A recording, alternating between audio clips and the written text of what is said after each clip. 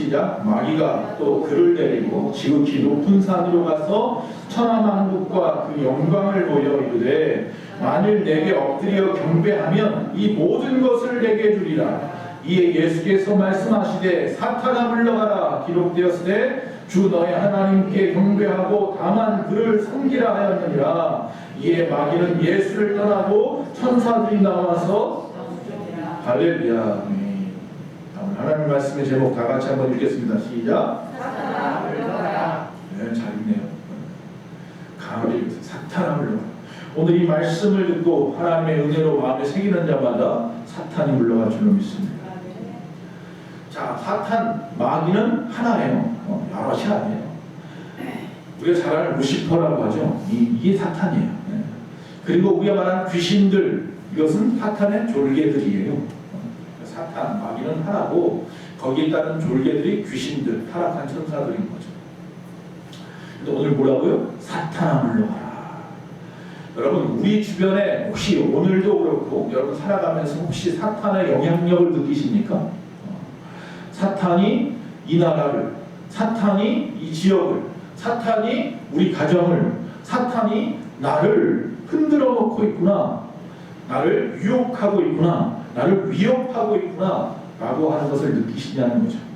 오늘 말씀이 여러분 마음에 잘 새겨지면 앞으로 사탄을 등이 이기고 남을 줄로 믿습니다. 자, 오늘 말씀은 우리가 너무나 잘 아는 말씀입니다.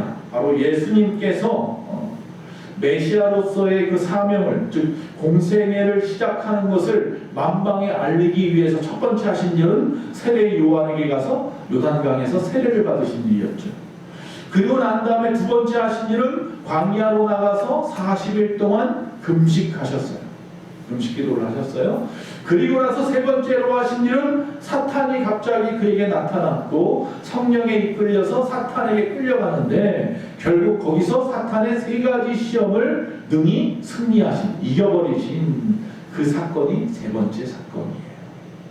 자, 오늘은 바로 그 세 번째 사건이라고 하는 사탄의 시험에 대한 말씀을 통해서 예수님께서 오늘 본문에 보니까 사탄아 물러가라 했더니 사탄이 도망가 버리고 천사가 나타나서 예수님을 수종들었다고 하니까 오늘도 이 말씀을 듣는 자마다 믿음으로 사탄아 물러가라 하면 이 순간에 여러분을 감싸고 있는 모든 사탄의 영향력은 물러갈 것이고, 할렐루야, 오직 천사들을 하나님이 보내서 여러분을 수종들게 할 줄로 믿습니다. 오늘 여기 나온 분들은 복받을지어다. 오늘 귀한 말씀을 전할 것입니다. 자, 다시 또 이제 본문으로 돌아와서, 자, 사탄이 시험을 했다고 했어요. 그런데 성경에 보니까요, 성령에 이끌려서 사실은 스스로 사탄에게 나아간 거예요. 사탄도 예수님에게 나아왔지만 예수님도 성령에, 본문에 보니까 성령에 이끌려서 나아갔다 그랬습니다. 왜? 즉 사탄이가 이 예수님이 메시아라고 하니까 그에게 와서 예전에 있었던 일을 갖다 기억하면서 또 한번 이겨먹고 싶었던 거예요. 바로 첫째 아담을 이겨먹은 일이에요. 에덴 동산에서 첫째 아담을 이겨먹었죠. 선악과를 통해서 유혹해서 그 유혹에 넘어지게 만들었잖아요. 그래서 이 둘째 아담으로 오신 예수님도 자신이 꺾어버리리라 라는 자신만만함을 가지고 예수님 앞에 지금 나아가는 거예요. 그런데 우리가 오늘 본문 말씀을 읽었고 이 앞으로 되어질 일과 말씀 속에서 또 여러분 잘 아는, 이미 알고 있는 말씀을 통해서 이미 예수님이 그 승리하셨다는 사실을 알고 있습니다. 이미 이겨버렸죠. 그래서 하나님과 사탄과 세례 요한 앞에 또 모든 사람들 앞에서 당신이 메시아라는 것을 공인하는 사건이 되어버렸어요. 도리어 사탄은 이 시험을 통해서 첫째 아담처럼 메시아인 둘째 아담도 넘어뜨리고 싶었는데 도리어 그에게 자기가 뒤통수를 맞고 결국은 거기서 당해버렸죠. 도리어 예수님이 메시아이심을 모든 사람 앞에, 모든 세상 가운데 증거하는 꼴이 되어버렸다라는 사실입니다. 자, 사탄이 와서 도대체 무슨 시험을 했느냐? 세 가지 시험을 해요. 여기 마태복음 4장과 누가복음 4장에 똑같은 사건이 나오는데 순서는 좀 달라요. 여기 지금 마태복음에 나와 있는 첫 번째, 두 번째, 세 번째 사건과 누가복음은 두 번째, 세 번째가 바뀌어 있어요. 시간적인 것은 마태복음이 맞아요. 이해 또 그 다음에 이렇게 이어지니까 말씀이. 근데 누가 보면 그리고 뭐 이렇게 나와요. 이 말은 뭐냐면 순서가 자기의 필요에 따라서 좀 바꿔놓은 건데 거기까지 깊이 들어가면 시간이 많이 걸리고 어쨌든 이 마태복음에다 맞추니까 시간적인 방향으로 봅시다. 보통 우리가 첫 번째 사건은 물질적인 시험이라고 보통 이야기를 합니다. 자, 3절 말씀을 한번 읽어봅니다. 3절에 그럽니다. 시험하는 자가 예수께 나와서 이르되 내가 만일 하나님의 아들이여든 명하여 이 돌들로 떡덩이가 되게 하라.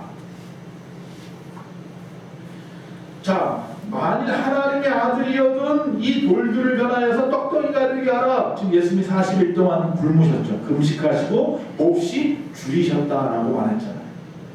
그러니까 그걸 놓치지 아니하고 사탄이가 그 부분을 건드려요. 사탄은요, 우리가 지금 어떤 부분이 연약한지 정확하게 알고 있어요. 여러분의 그 연약한 부분들을 항상 칠 준비가 되어 있단 말이에요.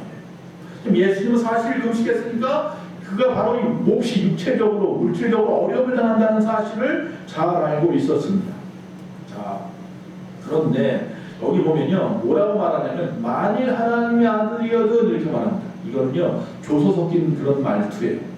자, 네가 만약 하나님의 아들이면 이 돌들 변해서 떡덩이가 돼서 먹으면 되잖아. 뭘 배가 고파서 그렇게 쩔쩔매냐? 지금 그렇게 말하고 있는 거예요.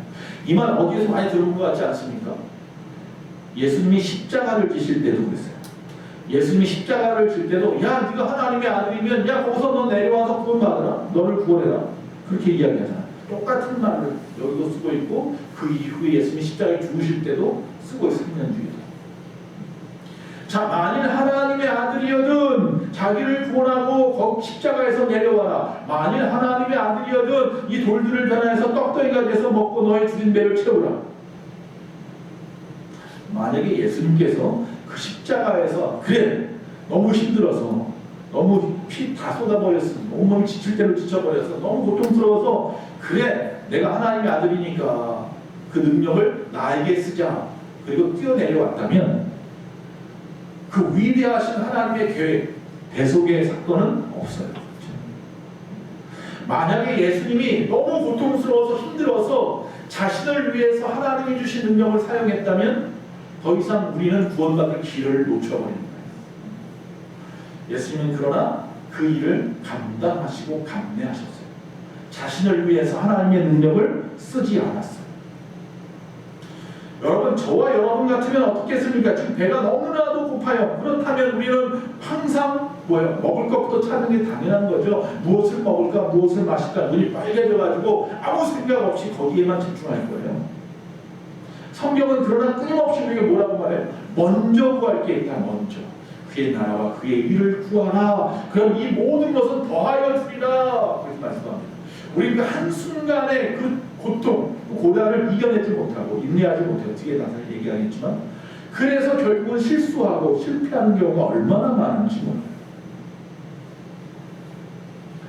즉 이 이야기는요, 삶의 우선순위에 대한 이야기. 대부분 벌써 여기 첫 번째부터 실패합니다. 이 우선순위가 잘못돼서 먹을 것, 입을 것, 마실 것, 눈에 보여지는 것들, 그 욕심 때문에, 그 욕망 때문에 이미 첫 번째 시험부터 많은 사람들이 세상에 나자빠져서 세상에서 지금도 그렇게 살고 있어요. 여러분과 저는 삶의 우선순위가 지금 이 순간 오직 주님인 줄로 믿습니다. 그래서 이 시간 주님 앞에 나온 줄로 믿습니다. 할렐루야. 자, 두 번째는 뭡니까? 또 우리가 잘 아는 사건입니다. 이것을 보통 우리가 정신적인 그런 시험이라고 말을 하는데, 자, 성전 꼭대기로 데려갑니다. 성전이에요. 예루살렘 성전. 그 꼭대기로 데려갑니다. 마태복음 4장 6절 말씀입니다. 이르되 내가 만일 하나님의 아들이여든 뛰어내리라. 기록되었으되 그가 너를 위하여 그의 사자들을 명하시리니 그들이 손으로 너를 받들어 발이 돌에 부딪히지 않게 하리로다 하였느니라. 제가 앞에 불을 빠뜨리고 했군요. 넘어갑시다. 말씀으로 살 것이라 그리고 이겼잖아요. 자, 두 번째 사건은, 자, 높은 곳에서 뛰어내리면 성경에 보니까 시편에 보니까 시편 91편에 보니까 야, 사자들을 너가 하나님이 사자들을 명하셔서 네 발끝에 와서 발을 받들었는데 다치지 않게 해준대잖아. 한번 해봐. 그러면 네가 메시아라는 걸 세상 사람들 앞에 드러내는 가장 좋은 방법이잖아. 성전에 수많은 사람들이 있을 거 아니에요. 성전은 항상 북적북적거렸어요. 여러분 교회도 항상 북적북적거렸으면 좋겠습니다.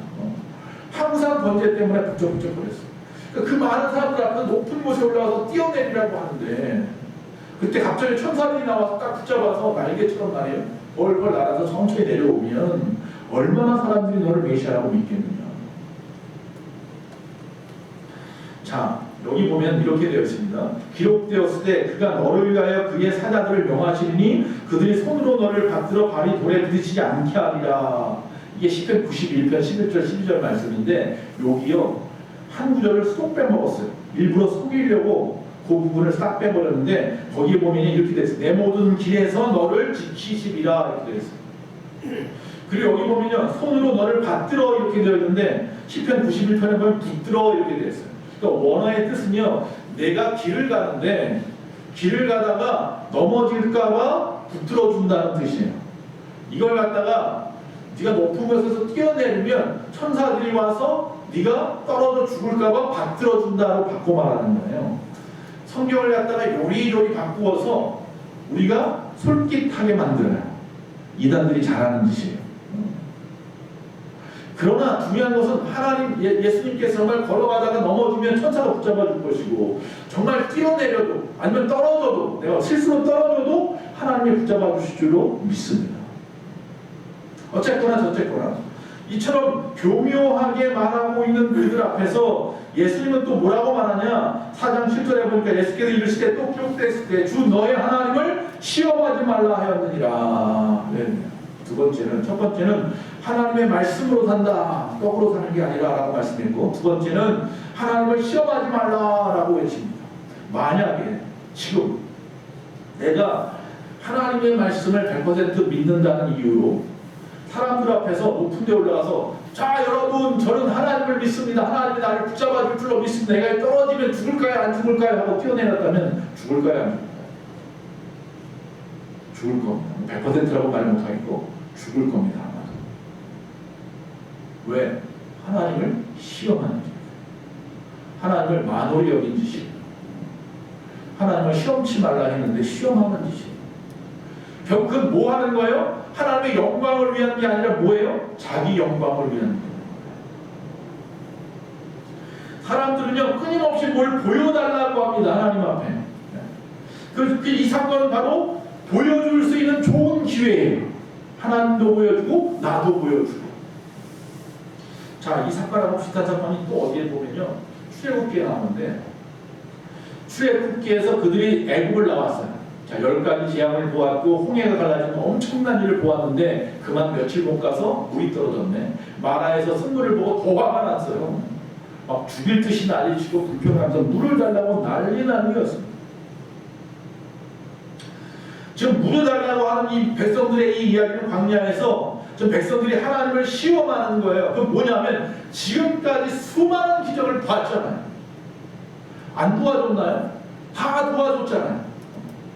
10가지 재앙도 보여주었고 홍해 앞에서 홍해도 갈랐고 이 자기를 쫓아오는 바로의 군대를 다 수장시켜 놓았고 수많은 기적을 보았는데도 불구하고 또 보여달랍니다. 인간이 그래요. 그건 어제 일이고 오늘도 또 필요해. 오늘 필요한 기적은 또 오늘 봐야 돼. 그런 꼴이에요.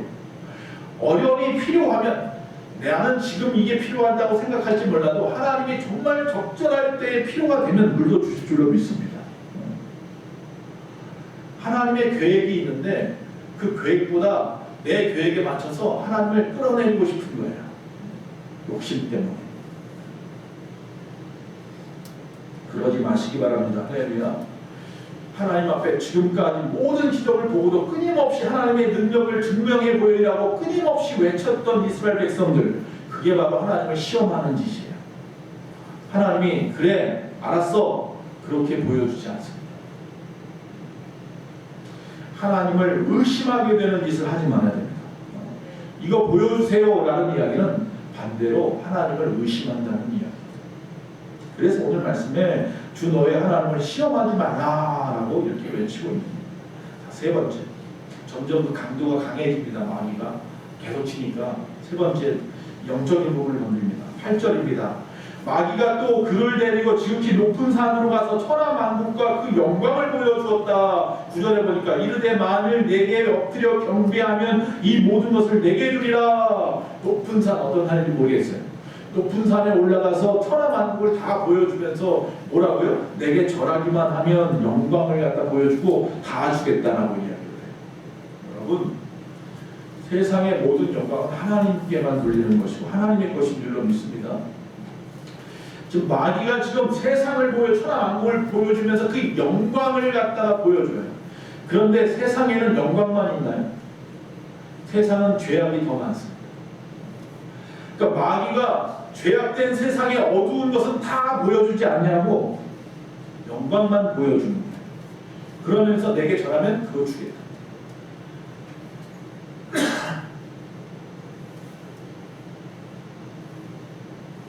여러분, 예수님이 이 땅에 오신 이유는요, 영광 받으러 온 게 아니에요. 우리를 섬기러 왔다고 했어요.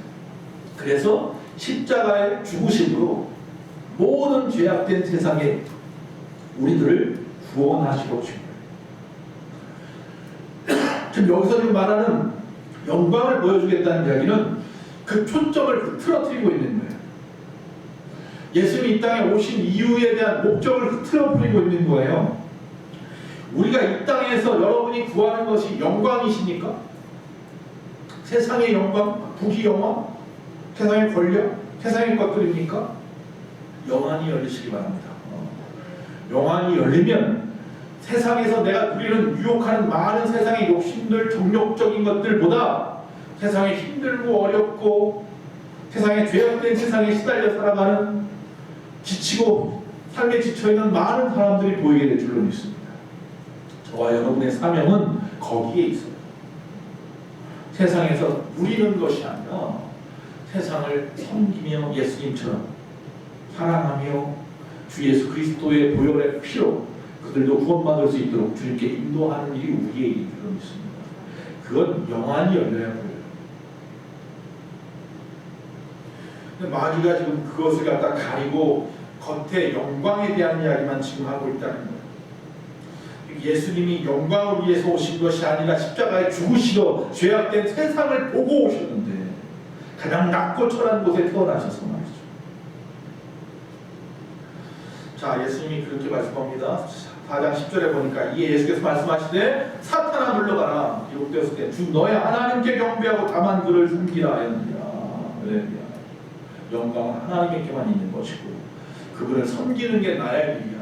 나는 이 땅에 섬기러 왔어 라고 말씀하시는 거예요. 사탄아 물러가라. 자, 그러자 사탄이 사라져버렸습니다. 자, 일단 예수님께서 이 사탄의 모든 계획을 망쳐버리신 겁니다. 그러자 어떤 일이 벌어집니까? 천사들이 와서 수종듭니다. 그리고 나서 어떤 일이 벌어집니까? 예수님의 공생의 사역이 더 빠르게 진행됩니다. 다시 말하면 제자들을 12명이나 세울 수 있었고 그들이 제자들이 예수님을 따르기 시작합니다. 또 그가 기도하니까 귀신들이 물러가고 병든 자가 낫고 죽은 자가 살아나고 물이 녹았습니다. 할렐루야. 놀라운 역사들이 일어나더라. 우리가 사탄아 물러가라. 사탄이 물러가면 주의 능력이 나타나는 거예요. 이제부터는 주님의 상황, 주님의 시간이 우리에게 오는 줄로 믿습니다. 그래서 물론 예수님께서 예수님 하나님의 그 계획의 시간 속에 십자가를 지어서 죽으셨지만 그 전까지 사탄의 능력을 묶어버리셨고 뭘로? 말씀만으로. 사탄아 물러가라. 말씀만 하셨잖아요. 말씀만으로도 이 사탄을 묶어버리셨고 이제 그곳에 하나님의 나라를 세워 가셨더라. 우리도 사탄의 그 견고한 진을 무너뜨릴 수 있을 줄로 믿습니다. 할렐루야. 말씀으로만. 사탄아 물러가는 말씀만. 자, 이 말씀은 사실 여기서 끝나야 되는데 팁을 좀 드려야 될 것 같아서 욕심이 있어서 몇 가지 좀 전합니다. 자, 예수님께서 광야에서 이 마귀와 부딪히는 이 사건 속에서 예수님의 광야 전략이라고 할 수 있는 5가지가 있었습니다. 첫 번째는 뭐냐면요, 겸손입니다. 즉 다시 말하면 이 감사하는 자가 겸손할 수 있다고 하는데 보통 예수님께서 이 40일을 굶으셨지만 불평불만하지 아니하셨고 그 상황 속에 사탄이 와서 끊임없이 그를 유혹해도 불평불만하지 아니하시고 다 받아들이십니다. 또 중요한 것은 뭐냐면 그가 하나님의 아들이심에도 불구하고 누구에게? 세례 요한에게 나가서 세례를 받으십니다. 가장 낮아지는 모습으로 그가 끊임없이 행동하고 있습니다. 야고보서 4장 6절에서 7절에 야고보가 이야기합니다. 이 야고보서는 누구예요? 예수님의 육체적인 동생 아니에요. 자기가 본 예수님의 모습이 있단 말이에요. 그래서 겸손이 어떤 건지 알아요. 그가 말합니다. 더욱 큰 행을 주시라니 그러므로 이랬을 때 하나님이 교만한 자는 물리치시고 겸손한 자에게 은혜를 주신다 하였느냐. 그런즉 너희는 하나님께 복종할지어다. 마귀를 대적하라. 그리하면 너희를 피하리라. 겸손한 자에게 은혜를 주셨답니다. 그러니 그 겸손은 어떤 겸손이냐면 하나님께 복종하는 겸손입니다. 그러면 마귀를 대적할 수 있답니다. 그러면 마귀가 여러분 앞에서 슬금슬금 피한답니다. 할렐루야. 못 잡아먹어서 달라붙어가지고 뭐 끈끈이처럼 떨어지지 않는 게 아니라 우리가 정말 겸손해지면, 할렐루야, 예수님처럼 낮아지면 마귀는 우리를 슬금슬금 피해갑니다. 교만한 자들에게 갑니다. 욕심꾸러기에게 갑니다. 말만 하는 사람들 앞에 갑니다. 존 도우슨이 쓴 책이 있습니다. 하나님을 위하여 도시를 점령하라. 이 하나님을 위하여 도시를 점령하라 이 말에 보면, 다시 말하면 복음으로 세상을 점령하라. 도시, 내가 사는 도시를 점령하라는 이야기인데, 그러려면 그가 이야기합니다. 한 도시를 예수의 복음으로 점령하기 원한다면 먼저 겸손해지십시오. 할 수 있어 교만하게 하지 마시고 먼저 겸손하십시오. 자, 두 번째 예수님의 방법은 뭐예요? 금식이에요. 금식. 마귀를 물리치기 위해 뭐부터 했어요? 금식부터 하셨어요.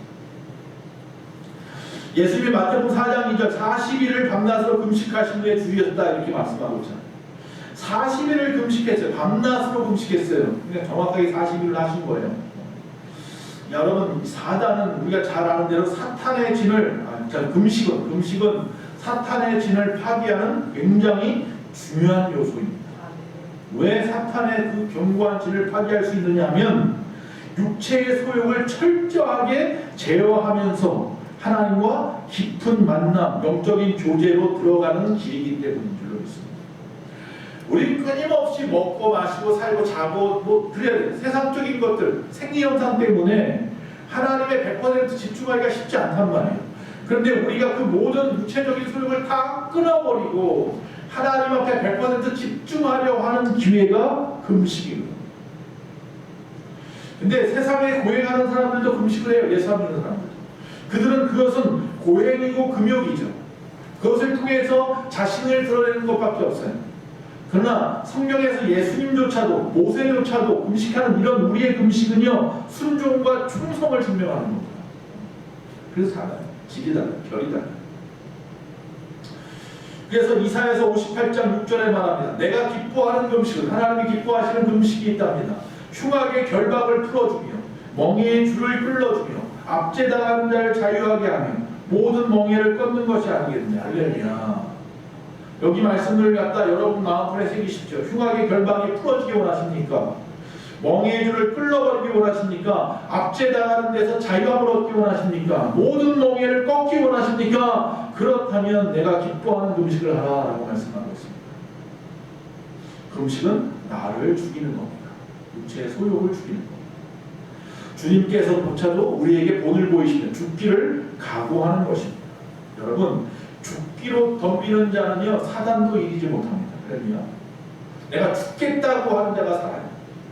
이순신 장군이 그렇게 말한 거죠. 그런 거예요. 사실 이 사탄이요, 우리를 시험하고 우리를 넘어뜨리려고 하는, 고작 우리를 넘어뜨리려고 하는 것들이 전부 다 뭐예요? 물질적인 것들, 세상적인 것들이거든요. 그러니까 세상적인 관계나 건강이나 물질이나 쾌락이나 명예나 권력이나 이런 거 가지고 넘어뜨리려고 해요. 그런데 내가 그걸 다 끊어버렸다니까요. 지금 금식하면서. 그럼 사탄이 건드릴 것이 없어요. 할렐루야. 내가 주 안에서 죽겠다는데 내가 죽어야 다시 사는 줄로 믿습니다. 주님이 십자가에 죽으시고 부활하신 것처럼 말입니다.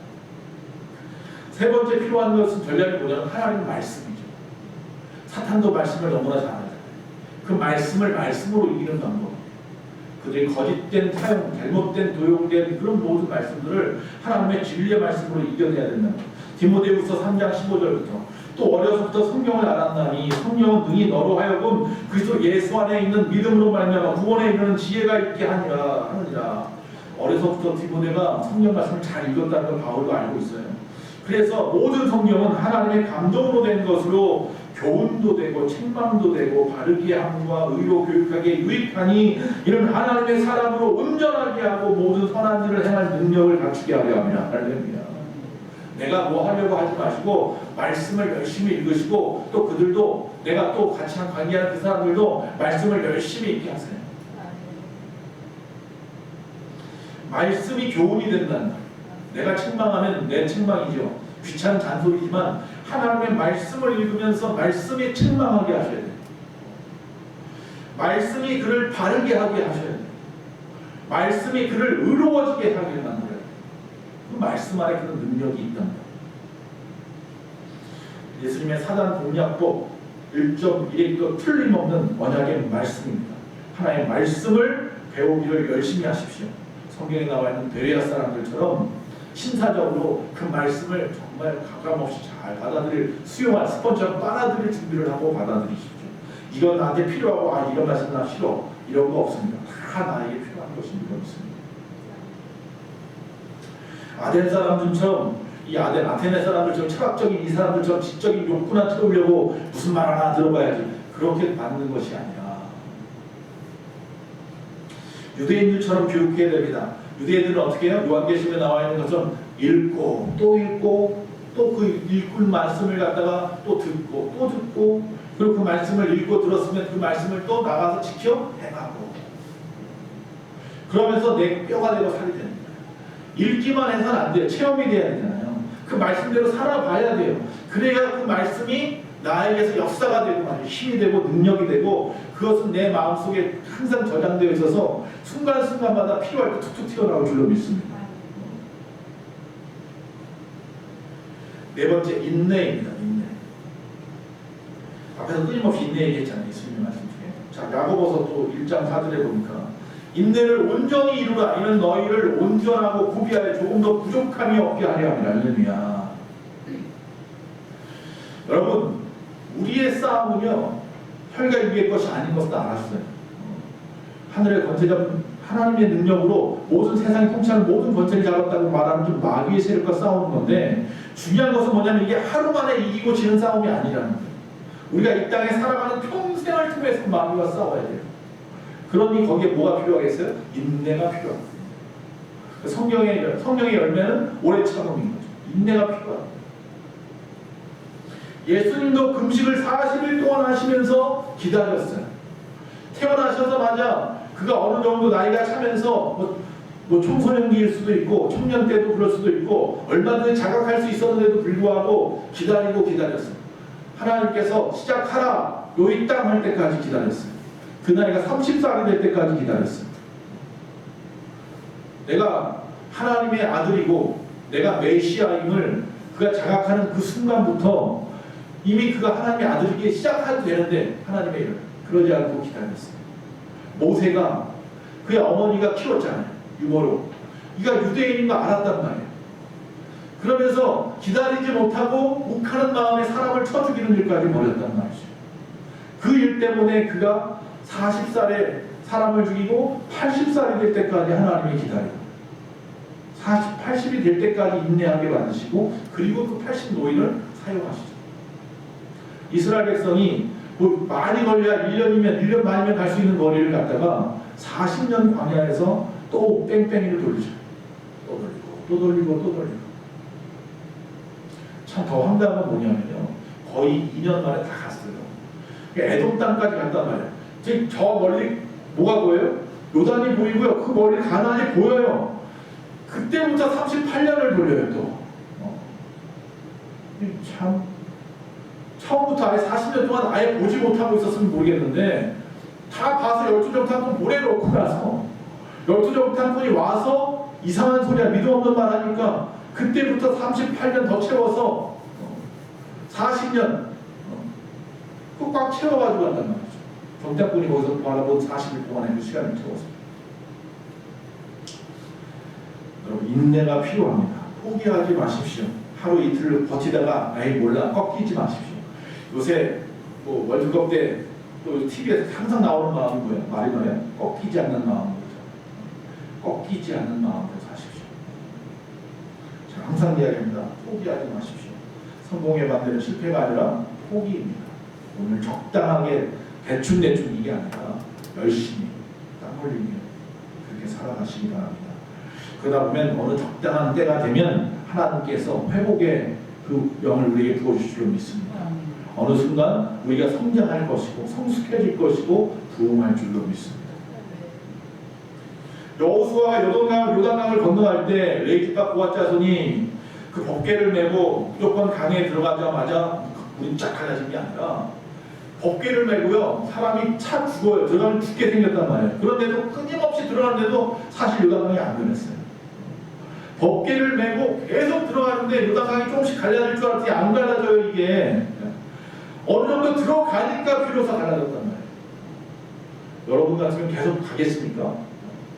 요단 홍해는 기도했더니 모세가 기도했더니 한순간에 쫙 갈라졌는데 여호수아가 자기민족을 이끌고 들어가는데 법궤를 앞세워 가는데 법궤를 맨 사람들이 그 앞에 섰는데도 안 갈라진다니까요.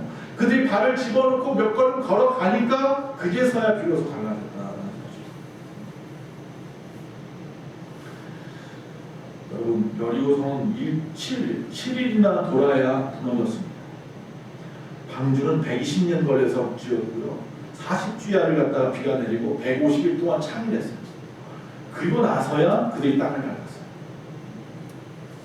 모세는 40년을 기다렸고 요셉은 23년을 기다렸고 야곱도 20년을 기다렸고 아브라함과 이삭을 낳을 때까지 하나님이 부르시고 나서 25년을 기다렸네요.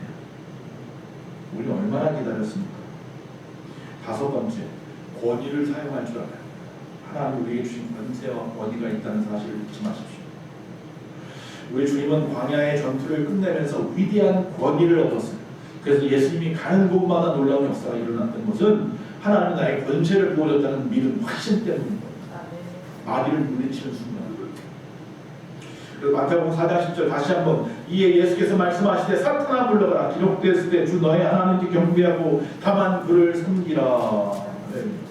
권세로 말합니다. 하나님이 이 권세를 예수님에게만 주었을까요? 저와 여러분에게도 준 줄로 믿습니다. 저와 여러분에게 주신 그 예수의 이름이 권세입니다. 예수님은 그냥 당신이 예수님이니까 사탄아 물러가라 할 수 있지만 저와 여러분은 그냥 사탄아 물러가면 안 되고 예수님의 이름을 하려면 나사렛 예수 그리스도의 이름을 명하노니 물러갈지어다. 4장 11절에 이에 마귀는 예수를 떠나고 천사들이 나와서 수종든다. 경찰관의 손가락 하나에 차가 서기도 하고 멈추기도 하고 사람이 내리고 타기도 하고 엎드리면 엎드리기도 해요. 재판관이 한번 땅땅땅 치면 사람이요 죽기도 하고 잡혀가기도 하고 풀려나기도 하고 그런 권세와 권위가 있단 말이죠. 저와 여러분에게도 주님께서 주신 말씀이라고 하는 권세 무시하지 마십시오. 가정에서 기도하실 때마다 그 권세를 사용하십시오. 마태복음 16장 19절 내가 천국 열쇠를 내게 주리니 내가 땅에서 무엇이든지 내면 하늘에서도 매일 것이요 내가 땅에서 무엇이든지 풀면 하늘에서도 풀리리라 하시고 할렐루야. 이거 베드로에게만 주신 말씀이 아니라 저와 여러분 모두에게 주신 말씀인 줄로 믿습니다. 보너스 사탄의 그 견고한 진을 발견해야 되잖아요. 그래야 물리칠 거 아니에요. 세 가지를 하십시오. 기도하십시오. 두 번째, 회개하십시오. 세 번째, 성령의 인도를 구하십시오. 내가 할 수 없어요. 내가 어떻게 내 지혜로 안 됩니다.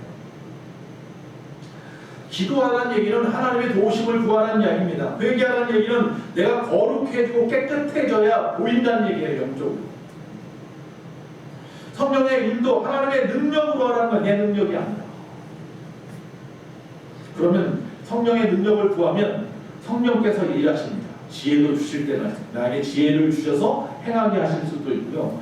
돕는 손길을 붙여주실 수도 있고요. 아니면 주변의 환경을 변화시킬 수도 있는 줄로 믿습니다. 해를 멈추기도 하고요. 복병을 세워주기도 하시고 여리고도 와르르 무너지게 하시는 하나님이시죠. 그런데 여기 두 가지 안전수칙 지금 지키셔야 돼요. 첫째는 뭐냐면 될 수 있으면 연합하시고 혼자 힘들어요. 우리가 예수님이 아닌 이상 연약하니까 아니라 실수할 수 있거든요. 연합하십시오. 교회 안에서 성도 간에 나보다 그래도 신앙의 연배들과 더 많이 기도하시는 분들과 연합하십시오. 주의 종과 연합하시고 주변의 권사님들, 안식일자들과 연합하십시오. 기도 많이 하시는 분들과 연합하십시오. 연합하는 방법은요, 사랑의 끈으로 묶습니다.